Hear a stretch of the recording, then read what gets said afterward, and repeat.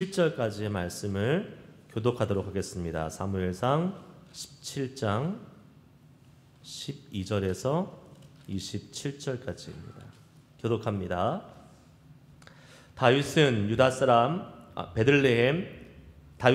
베들레헴 에브람 사람 이세라 하는 사람의 아들이었는데, 이세는 사울 당시 사람 중에 나이가 많아 늙은 사람으로서 8 아들이 있는 중 그 장성한 세 아들은 사울을 따라 싸움에 나갔으니, 싸움에 나간 세 아들의 이름은 장자 엘리압이요, 그 다음은 아비나답이요, 셋째는 삼마며, 다윗은 막내라. 장성한 세 사람은 사울을 따랐고, 다윗은 사울에게로 왕래하며 베들레헴에서 그 아버지의 양을 칠 때에 그 블레셋 사람이 40일을 조석으로 나와서 몸을 나타내었더라.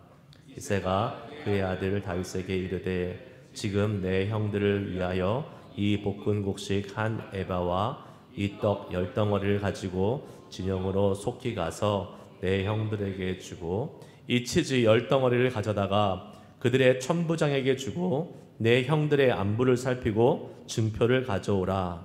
그때에 사울과 그들과 이스라엘 모든 사람들은 엘라 골짜기에서 블레셋 사람들과 싸우는 중이더라.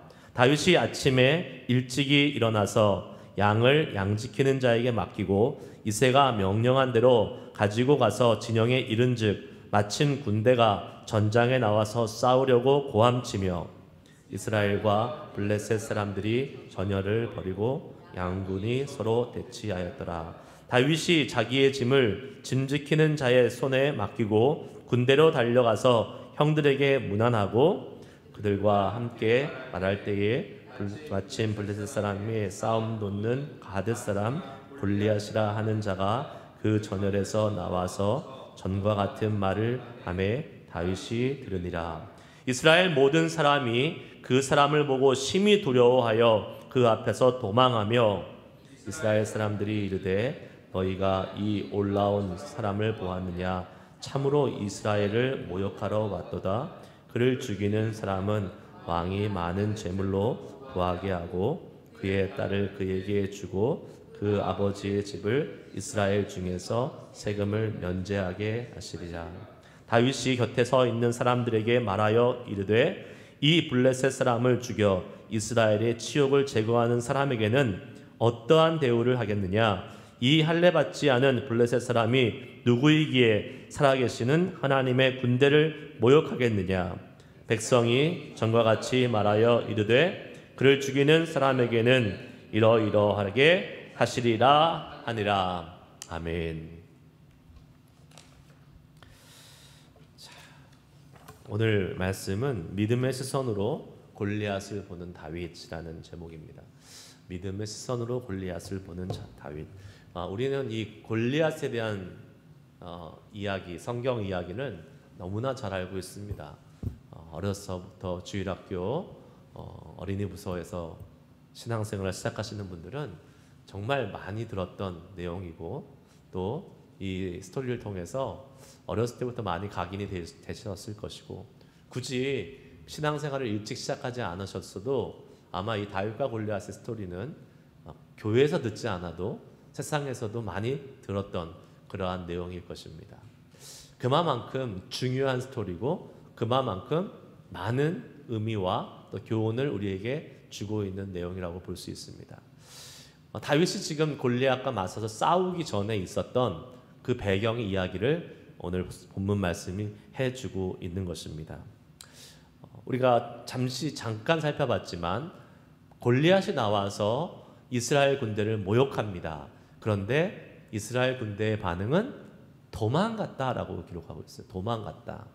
근데 다윗은 거기서 도망가지 않고 지금 이 이스라엘의 군대를 모욕하는 이 골리앗을 향해서 어떻게 보면 맞서 싸울 그러한 마음의 준비를 지금 하고 있는 장면이 오늘 본문 말씀이라고 볼 수 있을 것 같아요.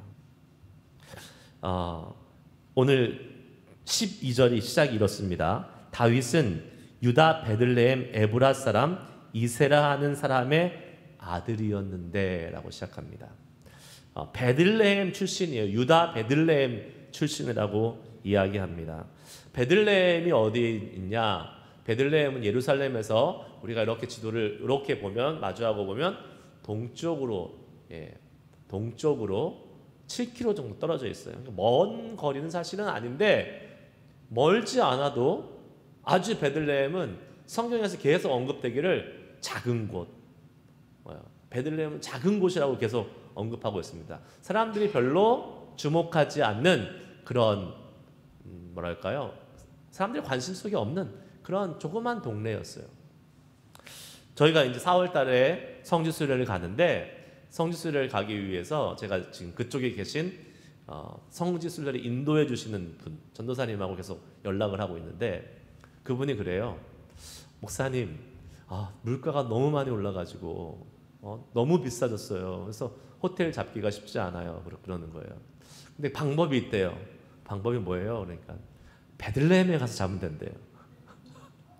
예루살렘에서 안 자고 베들레헴에서 가서 자면 같은 수준의 숙소인데 저렴하게 잘 수 있다는 거예요. 그 말은 뭐예요?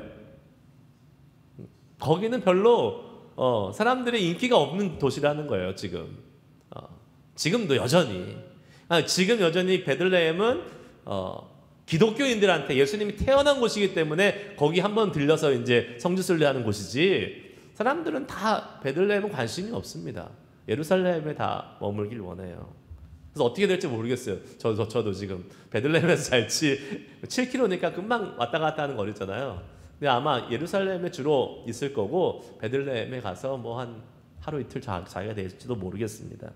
뭐 그것도 좋죠. 그만큼 과거나 현재나 베들레헴은 사람들로부터 별로 인정받지 못하는 도시였습니다. 성경에도 분명히 이야기합니다. 미가 5장 1절 말씀에 보면 5장 2절 말씀 같이 한번 보도록 하겠습니다. 읽습니다. 미가서 5장 2절 말씀 시작. 베들레헴 에브라다야 너는 유다 족속 중에 작을지라도 이스라엘을 다스리는 자가 내게서 내게로 나올 것이라. 그의 근본은 상고의 영원에 있느니라. 아멘. 베들레헴을 얘기하면서 뭐라고 얘기합니까? 너는 유다 족속 중에 작을지라도.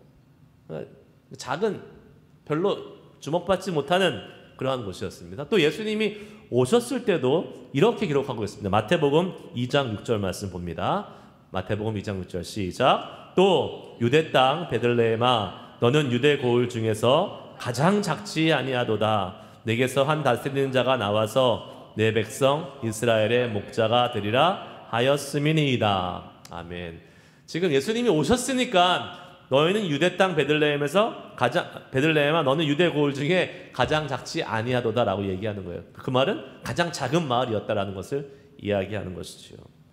베들레헴이라는 곳은 그런 곳입니다. 별 기대할 것이 없는 곳, 작은 곳, 연약한 곳, 사람들의 관심이 없는 곳. 그러나 우리가 지금 방금 읽었듯이 베들레헴이 더 이상 예전의 베들레헴이 아닙니다. 왜요? 예수님이 오셨잖아요. 예수님이 오신 다음부터 베들레헴은 온 세계가 주목하는 곳이 됐죠. 성탄절이 되면 제일 유명한 도시가 어디예요? 베들레헴. 온 세계가 베들레헴을 주목하는 곳이 되었습니다. 예수님이 오시면 작고 연약하고 미약하지만 그것이 강하고 위대하고 유명해지는 거예요. 아마 다윗을 통해서 이 예수님이 행하실 일을 상징적으로 예표해 주신 것이 아닐까 싶습니다. 다윗은 베들레헴의 출신이에요. 아무도 주목하지 않는 작은 마을 촌뜨기죠. 그러니까 촌뜨기. 촌사람이에요. 이 촌사람이 뭐가 된 거예요? 지금 이스라엘의 왕이 되는 지금 과정 가운데 있는 거 아니에요? 그리고 이스라엘의 가장 위대한 왕이 됐습니다. 그리고 나서는 당연히 베들레헴이 주목을 받겠죠. 바로 하나님이 함께 하시는 곳, 예수님이 임재하시는 곳이 비록 세상의 관점으로 볼 때는 약하고 작고 아무것도 아닐지 모르겠지만 결코 그렇지 않다는 사실입니다. 베들레헴, 작은 곳에서 태어난 그곳 출신 다윗.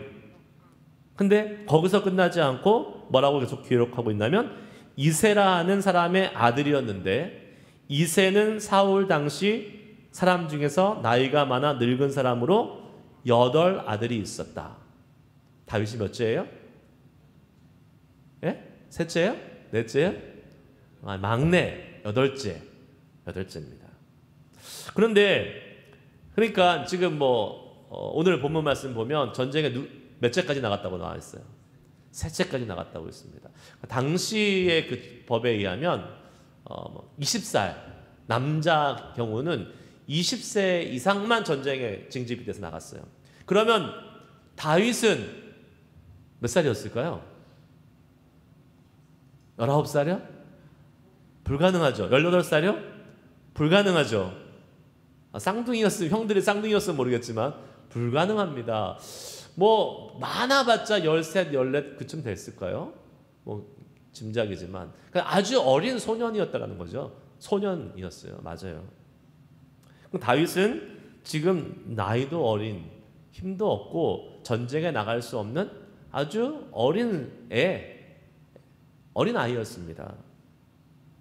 그런데 그런 다윗을 하나님께서 이스라엘 왕으로 택하셨고 드디어 오늘 이스라엘의 역사의 중요한 순간에 등장시키십니다. 말씀드린 대로 다윗은 시골 출신이었어요. 촌사람이었어요. 요새 말로 말하면 출신 성분이 좋지 않았던 것입니다. 그리고 다윗은 어리고 힘도 없고 전쟁에 나갈 수도 없는 자격조차 되지 않은 많이 부족한 상황이었다는 거죠. 그런데 아이러니하게 하나님은 이 다윗을 사용하십니다. 그것을 보면 우리는 깨달을 수 있는 것이죠. 우리가 갖고 있는 여러 가지 우리의 자격이 문제가 되지 않는다는 거죠. 하나님이 사용하시고 하나님의 일을 감당할 때는 우리가 갖고 있는 출신 성분이라든가 배경이라든가 우리가 갖고 있는 능력, 자격이 아무 문제가 되지 않는다는 것입니다. 주님께서 우리를 쓰시겠다고 할 때 반대로 우리가 또 주님을 향해서 쓰임 받고 싶을 때 중요한 것은 우리의 조건이 아니라는 거예요. 우리의 능력이 아니라는 겁니다. 뭐예요? 하나님이 마음이 있느냐 없느냐예요. 하나님이 쓰시고자 하면 부족하고 능력이 없어도 쓰시는 거고 하나님이 쓰시고자 하지 않으면 아무리 능력이 많아도 쓰임받을 수 없는 겁니다. 그걸 우리 정확히 알아야 돼요. 우리는요 자꾸 우리의 조건을 따집니다. 우리의 상황과 형편과 능력을 따져요. 한번 해봅시다. 주님께서 특히 하나님이 부르셔서 어떠한 일을 감당하게 하실 때에 자꾸 나의 상황을 따져요. 나는 뭐가 안 돼. 특히 없는 거 많이 따지죠. 나는 믿음이 없어. 나는 믿음이 약해. 없다고는 안 하겠죠. 믿음이 약해. 나는 건강이 좀 안 좋아. 나는 나이가 좀 많아. 나는 그렇게 부자도 아니야. 여러 가지 안 되는 것을 계속 됩니다. 그러나 말씀드립니다. 중요한 건 그게 아니에요. 그게 아무 상관없어요. 하나님이 쓰시고자 하면 그거에 상관없이 쓰임받을 수 있는 겁니다. 아멘.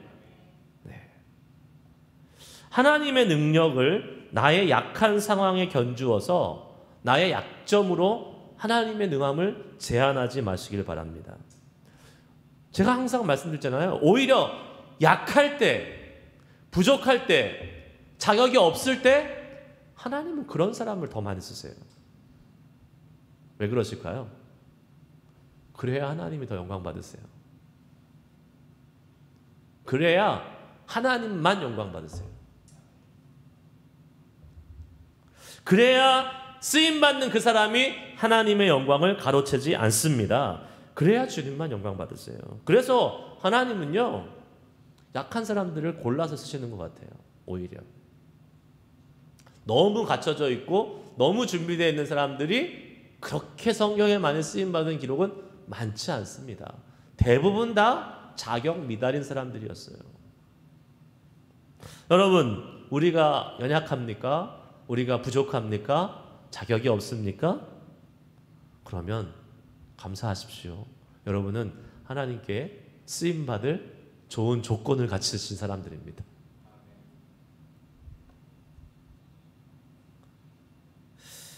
여러분, 그런데 우리가 연약하고 부족하고 능력이 없다고 해서 거기에 우리는 집중을 하면 안 돼요.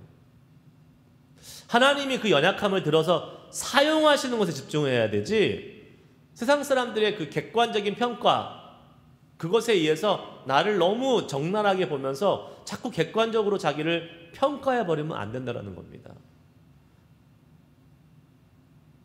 하나님이 사용하시고 하나님이 이끄시는 그 하나님의 부르심과 하나님의 능력에 집중해야 되지, 자기 약점을 계속 보게 되면 그 약점 가운데 하나님을 볼 수 없게 된다는 사실이에요. 그런 것도 있죠. 너 자신을 알라.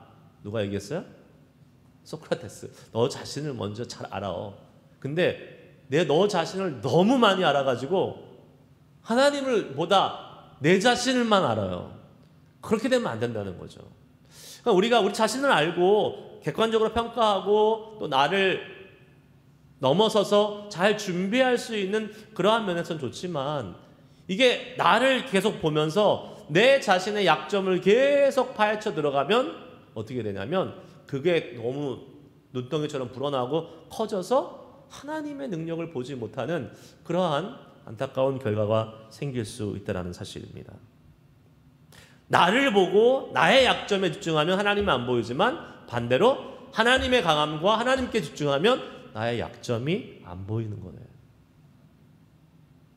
저는 가끔 기도할 때, 특히 이제 대표 기도를 하거나 공식적인 석상에서 기도를 하실 때 이렇게 기도하는 걸 별로 좋아하지 않습니다. 별로 기운 빠져요.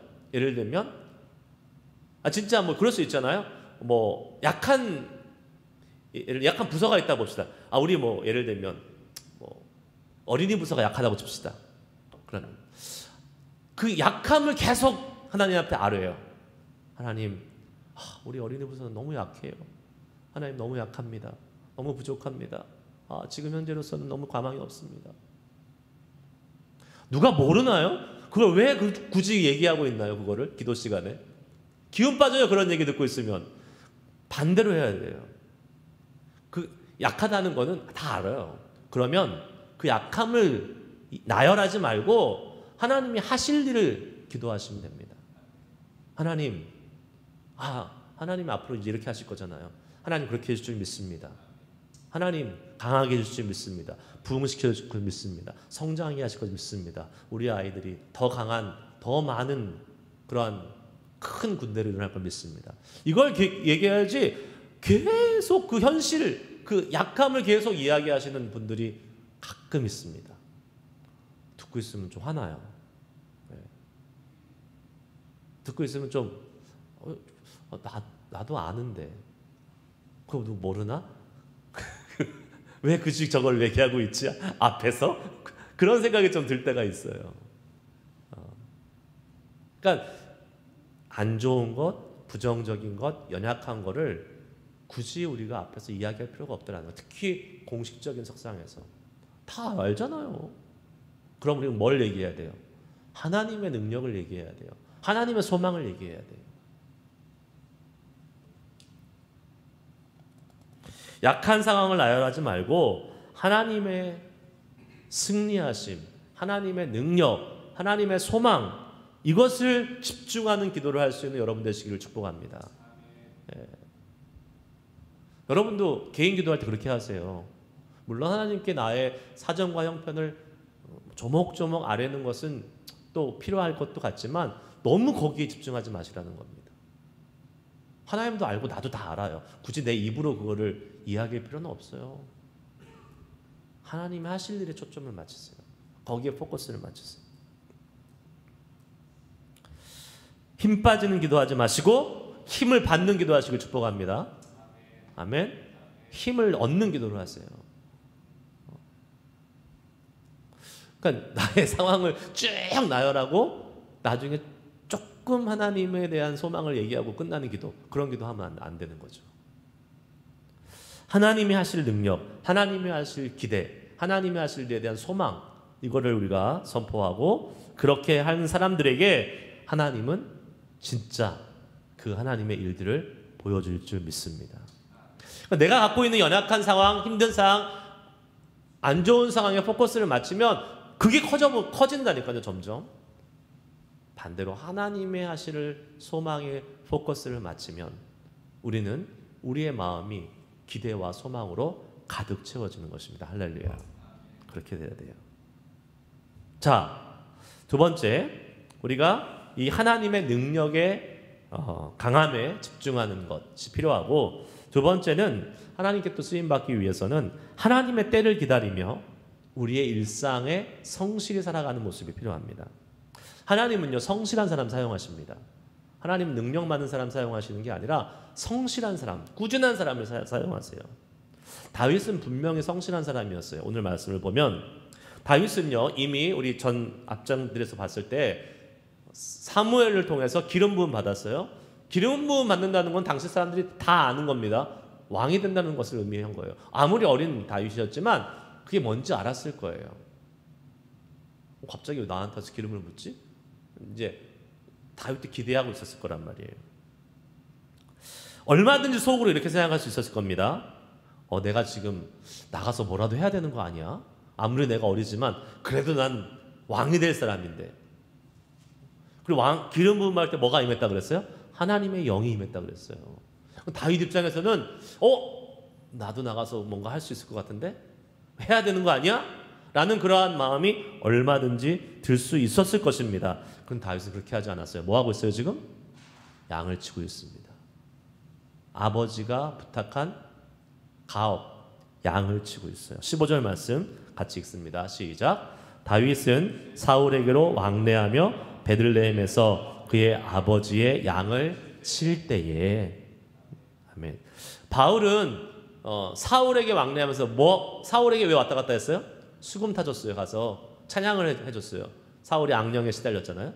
그러니까 그러한 일, 평상시에 하던 일, 그리고 평상시에 양을 치는 일, 이렇게 하면서 그 시간을 보내고 있었습니다. 다윗은 한마디로 세상말로 나대지 않았어요. 나서지 않았어요. 나 기름 부음 받았어. 하나님이 영이 임했어. 내가 나가서 뭐 할 거야. 이러지 않았다는 겁니다. 여러분, 우리는요, 사실 모든 정상적인 믿음의 사람들이라면 하나님께 쓰임받고 싶은 소망함이 있습니다. 있으시죠? 안 쓰임받도 괜찮아요? 그냥 이대로 그냥 이렇게 있을 거예요? 아니에요. 우리는 다 쓰임받고 싶은 소망함들이 있습니다. 그리고 쓰임 받아야 되죠. 근데 정말 중요한 것이 뭔지 아십니까? 하나님이 쓰실 때까지 기다려야 돼요. 하나님이 쓰실 때까지 기다릴 수 있는 사람이 쓰임 받을 수 있습니다. 나서지 말아야 돼요. 우리가 찬양도 있잖아요. 주님보다 앞서지 않고 성령님보다 앞서가지 않아야 된다는 겁니다. 그때까지는 어떻게 해야 돼요? 내가 맡겨진 일을 잘 성실하게 감당하고 있으면 됩니다. 하나님이 쓰시고자 하면 그때는 내가 나서기 싫어도 전면에 하나님이 내세우십니다. 그래서 그때까지 기다려야 돼요. 진득하게 기다리고 지키고 있어야 돼요. 열심히 성실하게 내게 맡겨진 일을 감당해야 됩니다. 그런데 가끔은 그 열정이 너무 지나치고 그 마음이 너무 앞서가서 주님의 일을 한답시고 막 그러니까 세상 말로 나대는 분들이 있어요. 나대는. 근데 그 성격도 뭐 한몫하는 것 같아요. 괄괄하고 뭐 급하고 이런 분들은 그냥 나섭니다. 무대뽀로 덤벼듭니다. 뭐 그런 사람도 가끔은 사용하시더라고요. 아무도 안 나설 때는 그런 사람도 있어야 되니까. 근데 대부분 많은 경우들은 많은 문제들이 생깁니다. 그럴 때 질서가 없어지고 사람들이 상처를 입고 이런 일들이 생겨요. 그리고 여러분 그거 아세요? 세상에서 욕먹는 그리스도인들이 바로 그런 사람들이 많아요. 믿지 않는 사람들한테 그 주님의 얼굴에 먹칠하게 되는 경우들이 그러한 사람들, 무대뽀로 덤벼들고 예수 믿는다고 해서 내가 예수 믿는 사람으로서 나에게 맡겨진 일을 잘 감당하고 해야 되는데 그거는 온데간데 없이 그냥 전도하고 막 말씀 묵상하고 기도하고 좋은 것 같잖아요. 좋은 것 같죠. 근데 자기 해야 될 일 안 하고 그러면 욕 먹습니다. 제가 그런 경우도 봤어요. 이제 여기서 회사 다니시는 분들한테 저 교회 와서 저기 아침에 와서 큐티하고 있는 사람 꼴 보기 싫대. 교인이 그렇게 얘기하는 거예요. 왜요? 자기 일 더럽게 못하는데 와가지고 맨날 아침에 책상에 앉아가지고 말씀 묵상하고 기도하고 있더라는 거예요. 일은 더럽게 못하면서.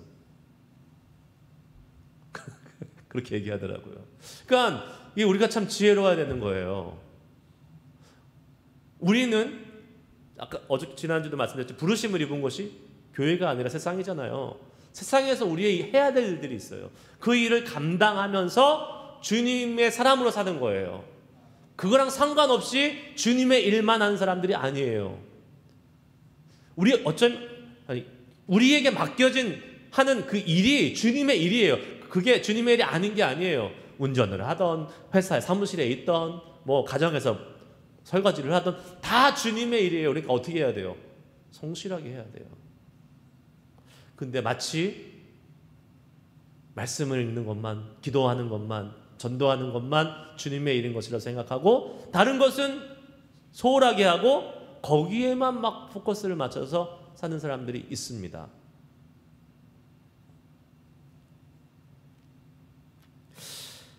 맡겨진 일을 성실히 감당해야 돼요. 그것도 주님의 일이에요.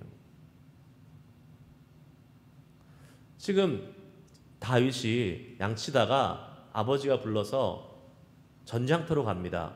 전쟁터로 가는 목적이 뭐예요? 형들에게 음식을 전달하고 형들이 잘 있는지 안부를 듣고 오는 것이 가는 사명이에요. 다윗의 사명은. 전쟁하러 간 게 아니잖아요. 그리고 다윗은 전쟁터로 그래서 갑니다. 가서 봤더니 이스라엘 진영과 블레셋 진영이 대치를 하면서 있는데 골리앗이 나와가지고 자꾸 계속 속을 긁는 거예요. 막 비방하면서 비난하면서 막 조롱하면서 계속 하니까 다윗의 입장에서는 어떨까요? 아까 말씀드린 진짜 막 뭐라도 한번 하고 싶고 막 나가서 한번 싸워보고 싶고 물론 뭐 상황은 안 되겠지만 그런 마음이 들었지만 다윗은 오늘 말씀에도 자기가 할 일이 있지 않았어요. 21절 22절 말씀 한번 보겠습니다. 21, 22절 읽습니다. 시작. 이스라엘과 블레셋 사람이 전열을 벌이고 양군이 서로 대치하였더라. 다윗이 자기 짐을 짐지키는 자의 손에 맡기고 군대로 달려가서 형들에게 문안하고. 이 지금 상황에서 다윗은 뭐 하고 있어요? 자기에게 맡겨진 사명, 자기에게 맡겨진 일, 일상적인 일, 평범한 일, 싸우는 일이 아니라 형들에게 가서 문안했어요. 형들의 지금 상황을 살폈다는 거였죠. 아버지가 준 사명을 지금 하고 있는 거예요. 그 일을 하고 있는, 책임을 다 하고 있는 겁니다. 해야 될 일 먼저 하고 있어요. 막 나가가지고 싸워보겠다고 막 나서지 않았어요. 다윗은 자기가 전쟁터에 온 이유를 알고 맡겨진 그 아버지의 부탁을 잘 이행하고 있었습니다. 이렇게 일상적이고 평범하고 성실하게 자기 일을 감당해야 되는 것이지요. 그리고 여러분 그거 아세요? 하나님은 그 일상의 일을 통해서 우리를 부르십니다. 기도원에 가서 기도할 때만 부르시는 게 아니에요. 오히려 우리는 수많은 시간을 우리의 직장과 가정에서 보내고 있어요. 거기서 하나님의 음성을 들어야 될 거 아니에요. 거기서 하나님의 부르심을 알아야 되는 게 훨씬 더 중요합니다. 우리가 맨날 짐 싸가지고 기도원 갈 거 아니잖아요. 맨날 교회 와서 살 거 아니잖아요. 우리가 있는 곳에서 성실하게 우리에게 맡겨진 그 하나님이 맡겨주신 그 일들을 감당하고 있을 때에 하나님이 그때 부르세요. 다윗이 그때 부름을 입었다고 볼 수 있는 것입니다. 23절을 보겠습니다. 읽습니다. 시작. 그들과 함께 말할 때에 마침 블레셋 사람의 싸움 도두는 가드 사람 골리앗이라 하는 자가 그 저늘에서 나와서 전과 같은 말을 하매 다윗이 들으니라. 다윗이 듣습니다. 뭐 할 때 들었어요? 형들에게 가서 문안하고 안부하고 자기 아버지가 맡긴 사명을 하고 있을 때에, 책임을 다하고 있을 때에 다윗이 들었어요. 골리앗을 통해서 하나님의 부르심을 들은 거예요. 다윗이. 아버지의 명령을 잘 성실히 수행하고 있을 때 그때 골리앗의 말을 듣게 됩니다. 그리고 그것은 하나님의 부르심이었어요. 골리앗이라는 이방 사람을 통해서 그 사람이 하나님의 백성과 하나님의 나라를, 즉 하나님을 모욕하는 소리를 듣게 됩니다.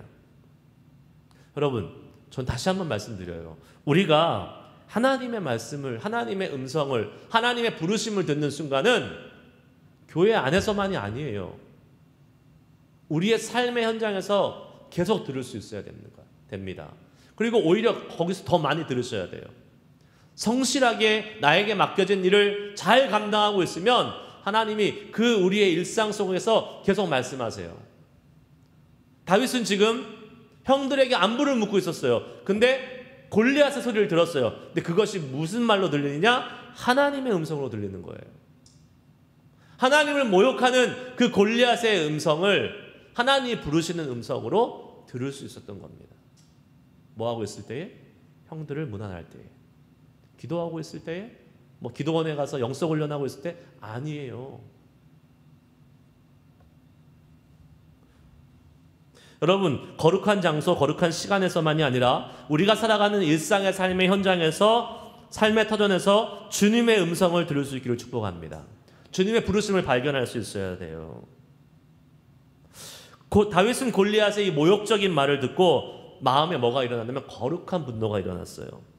하나님이 그 골리앗의 음성을 통해서 그 부르심을 이렇게 작동시키신 거죠.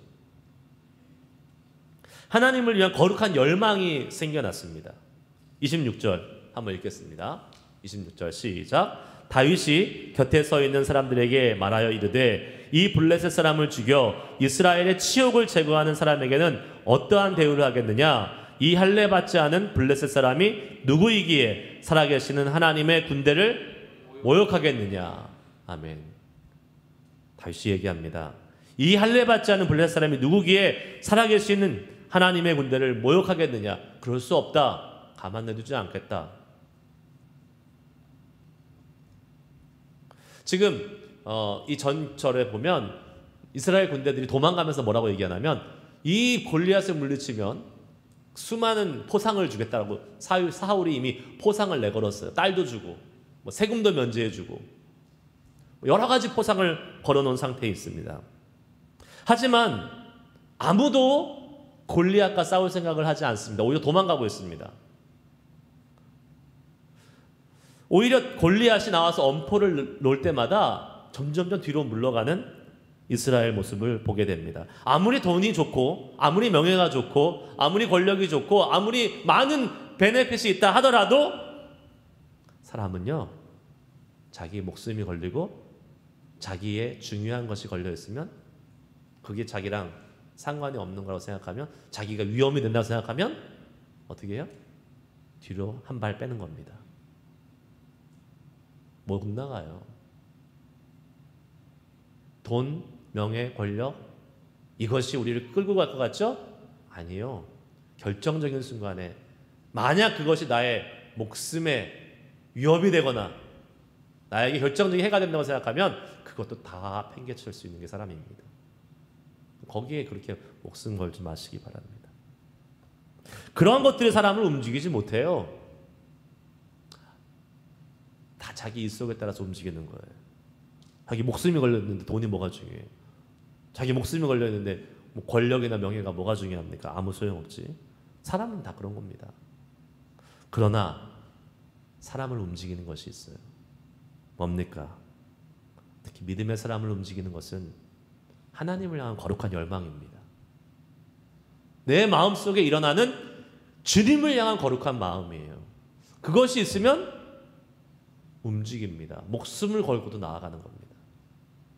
세상 사람들은 목숨이 걸려있으면 뒤로 빠지지만 하나님의 사람은 하나님의 거룩한 열망을 부어주시면 목숨을 걸고라도 나아가는 거예요. 그게 다른 거예요. 죽기 살기로 덤비는 사람이 제일 무서운 거잖아요. 하나님의 사람은 목숨을 두려워하지 않습니다. 다윗은 그 하나님을 향한 거룩한 열망이 있었고 그 거룩한 열망이 골리앗의 말을 통해서 생겨나게 되는 것입니다. 하나님은 모욕하는 그 말을 통해서. 다 사울이건 포상이 아니라 하나님의 이름이 모욕받는 것을 참을 수 없는 거룩한 열망, 그것을 가지고 다윗은 하나님 앞으로, 전쟁 앞으로 나아갈 수 있었던 것입니다. 여러분, 저는 소망하기를 우리 교회와 또 저와 여러분에게 이러한 주님을 향한 거룩한 마음들이 있기를 소원합니다. 거룩한 열망들이 좀 있었으면 좋겠어요. 그런 교회가 소망 있는 교회예요. 술에 물 탄 듯, 물에 술 탄 듯, 이래도 좋고 저래도 좋고. 그런 교회, 그런 성도는 하나님이 고민하실 것 같아요. 내가 어떻게 해야 되나 도대체 내가. 분명히 말씀하잖아요. 차든지 덥든지 하라고. 내 마음속에 주님을 향한 거룩한 열정을 가지고 주님을 향해서 일어나서 주님을 위해서 일하겠다라는 그러한 하나님의 마음을 주실 때, 그리고 하나님의 때가 됐을 때에 그때 일어날 수 있는 우리들 될 수 있게 주의 이름으로 축복합니다. 말씀 마칩니다. 우리 주변에 사실 다윗은 골리앗 하나를 싸웠지만 우리는 더 지금 어려운 상황에 있습니다. 왜요? 우리 주변에는 더 많은 골리앗이 수도 없이 많아요. 보이지 않는 골리앗들, 영적인 골리앗들. 그 사단이요, 이 교묘하게 그 골리앗을 이따만한 그 거대한 장수로 우리한테 보내는 것이 아니라 다른 골리앗의 모습으로 보냅니다. 건강이 연약해져서 그 건강이 이따만하게 나한테 보일 수 있어요. 이만한 큰 걸. 재정이 힘들어지면 돈이 이만한 골리앗으로 나한테 다가올 수 있습니다. 사람과의 관계가 힘들어지면 그 사람, 그의 관계가 풀 수 없는 이만한 골리앗으로 우리 앞에 다가옵니다. 그 골리앗 앞에서 여러분 어떻게 하실 겁니까? 이스라엘 백성들처럼, 군사들처럼 계속해서 도망만 갈 겁니까? 아니면 거룩한 분노, 거룩한 열망을 가지고 그 앞에 맞설 것입니까? 도망가면 계속 도망가야 돼요. 하지만 그 앞에 맞서서 거룩한 마음, 열정과 열망을 가지고 그 골리앗 앞에 서서 나아갈 때에 하나님은 아무리 작은 다윗이지만 그 골리앗을 물리칠 수 있는 능력을 허락해 주시는 것입니다. 여러분 앞에 골리앗처럼 다가오는 것들이 분명히 있어요. 우리 앞에 교회적으로도 그렇고 개인적으로도 그렇고 우리의 가정적으로도 그렇고 절대로 무너지지 않을 것 같은, 이길 수 없을 것 같은 큰 골리앗들이 서 있습니다. 그 앞에서 주님은 우리에게 오늘 말씀을 통해서 도망가지 말라라고 하십니다. 오히려 아니, 하나님의 사람인 나를, 하나님의 교회를, 하나님의 가정을 무너뜨리려고 하는 이 골리앗들 앞에 아니 어떻게 감히 내가 믿음으로 일어나서 주의 능력으로 나아가리라 하는 그러한 결단과 믿음을 가지고 우리는 일어나서 그 골리앗을 마주해야 될 것입니다. 뒤로 물러나면 안 돼요. 마주해서 싸우십시오. 하나님의 강함에 집중하십시오. 나의 연약함을 보지 말고 하나님이 강하시기 때문에 하나님이 일하실 것이고 하나님이 승리케 하실 것이라는 믿음을 가지고 그 모든 골리앗들 앞에 맞서서 싸울 수 있기를 원합니다. 하지만 섣불리 나서지 마십시오. 하나님의 때를 기다리십시오. 그리고 그 하나님의 때를 기다리며 성실하게 나에게 맡겨진 일들을 잘 감당하십시오. 우리 교회적으로도 마찬가지예요. 하나님이 우리 교회를 쓰시는 때가 옵니다. 그때까지는 섣불리 나서면 안 돼요. 우리에게 맡겨진 해야 될 일들을 잘 하면서 우리의 그 일상을 성실하게 감당하고 있어야 돼요. 우리 일상이 뭐예요? 예배하고 기도하고 말씀 보면서 교회가 정말로 그걸로 충만하게 채워져 있는 모습을 갖고 있어요. 그러면 하나님의 때가 오잖아요. 그럼 하나님이 사용하세요.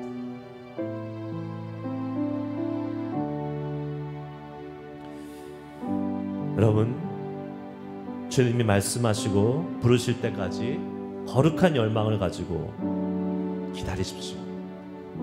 그리고 하나님이 이때다 라는 부르심을 주실 때에 거기에 순종하며 골리앗 앞으로 당당히 나아갈 수 있는 우리 모두가 될 수 있기를 소망합니다. 말씀을 기억하며 기도하도록 하겠습니다. 하나님, 우리는 연약한 부분들이 참 많이 있죠. 하나님, 우리는 참 약하죠. 가난하죠.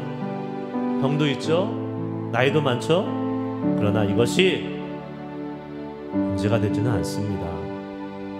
주님이 우리에게 능력 주시고 예수로 충만하게 해주실 때에 우리는 그 충만한 예수의 능력으로 우리의 삶을 이기며 골리앗을 물리치며 살아갈 수 있는 수 있기를 원합니다. 이 시간 한번 이 찬양 부르시고 오늘 말씀 기억하고 하나님 주님의 부르심에 순종하며 골리앗을 맞서며 싸울 수 있는 우리들 되게 하여 주시옵소서. 기도하고 하나님의 은혜를 구하도록 하겠습니다. 운명이어도